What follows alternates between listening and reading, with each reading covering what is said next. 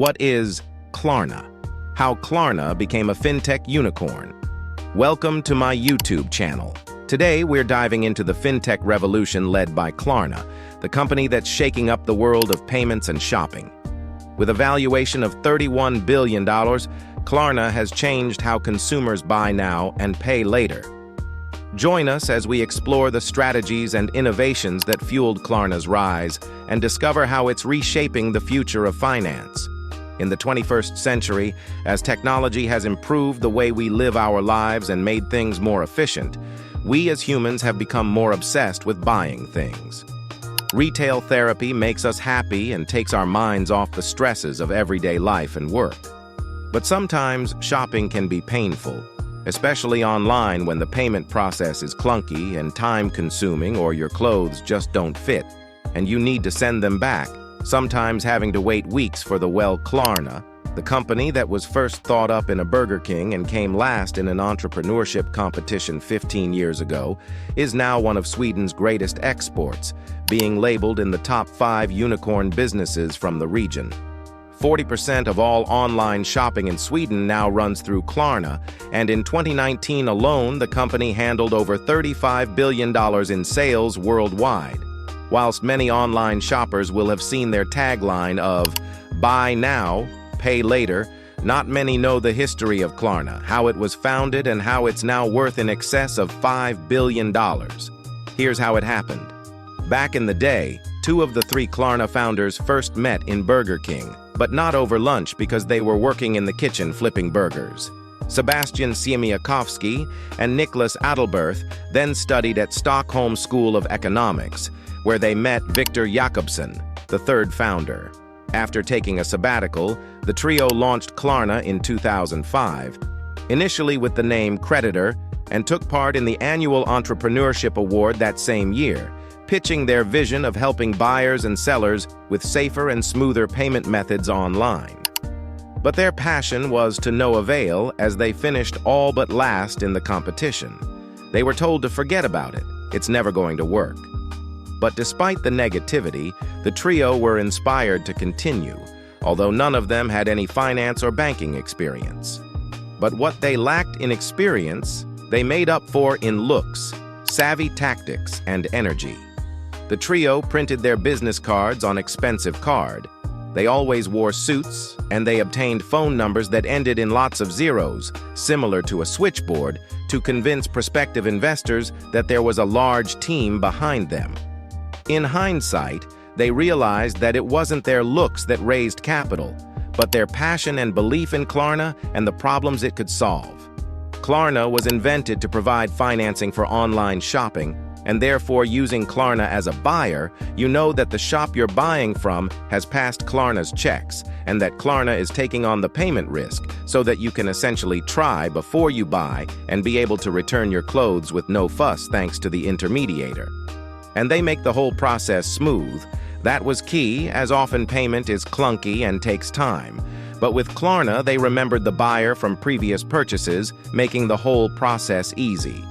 They even centered an advertising campaign around it, with one of their key investors, Snoop Dogg, labeling him Smooth Dog.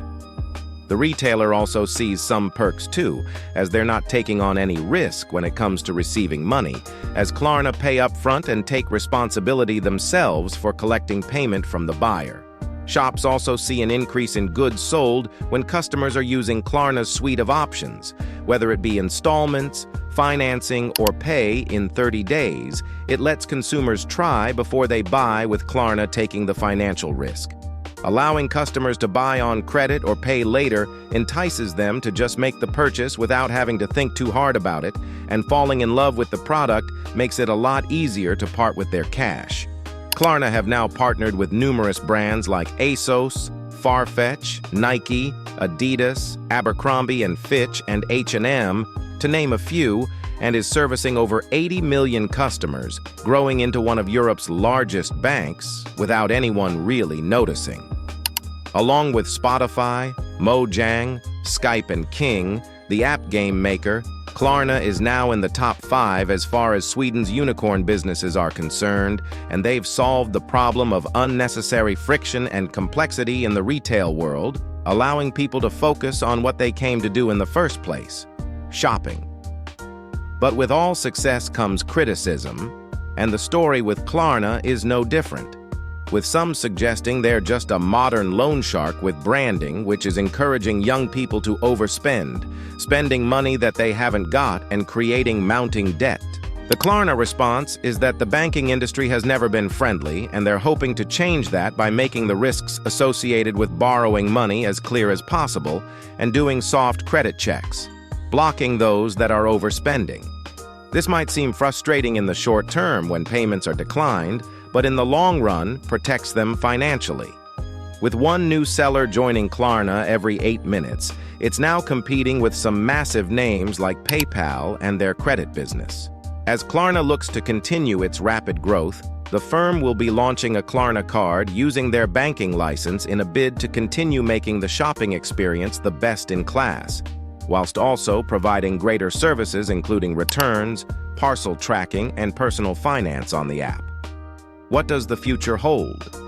Well, there's rumors that the bank will grow to finance clothing resales, as �ฑ𝐤𝐞 is known for investing in Depop, the peer-to-peer social shopping app, perhaps to offset the criticism that Klarna makes fast fashion more obtainable.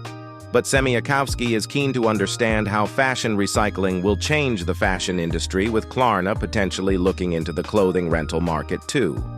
What's clear, though, is that in today's society, switching to another product is so easy, and therefore competition to be the best is greater than ever. And Klarna's vision is to be a consumer-oriented, product-driven, and technology-intensive retail bank which truly puts the customer first and will potentially see Klarna become one of the most valuable businesses in the world. And that's how it happened. And that's how Klarna has revolutionized the fintech space with its $31 billion valuation and the buy now, pay later model. If you enjoyed this look into Klarna's impact on modern finance, be sure to give this video a thumbs up, subscribe, and click the notification bell to stay updated with our latest content. What do you think about Klarna's approach to payments? Share your thoughts in the comments below. Thanks for watching, and see you in the next video.